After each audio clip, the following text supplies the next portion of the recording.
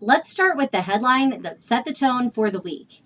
OpenAI says it's closed a 122 billion funding round at an 852 billion post-money valuation.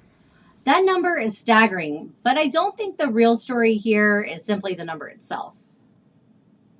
I agree. The more interesting point is what kind of business would even require that scale of capital? And OpenAI is not describing itself as a niche model provider. It is describing itself as a system with consumer reach, enterprise deployment, developer usage, and enormous compute needs all feeding each other. And OpenAI is not being subtle about that. The company says it now has more than 900 million active weekly users and is generating $2 billion a month in revenue. And that is an infrastructure scale claim, not a startup scale claim. Exactly, Tiffany. And the technical piece matters here because OpenAI is also saying durable access to compute is the strategic advantage. And that tells you the bottleneck is not only model intelligence, it's ability to train, serve, and lower cost at a global scale.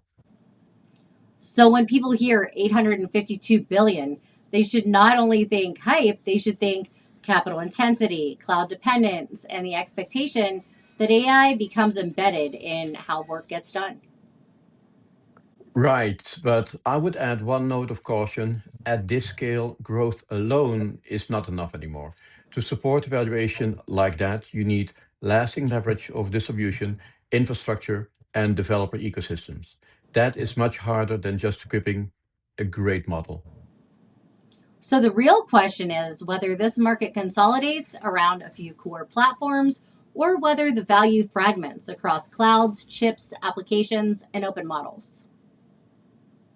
And my view is that it probably fragments more than people assume, which is exactly why the next story matters.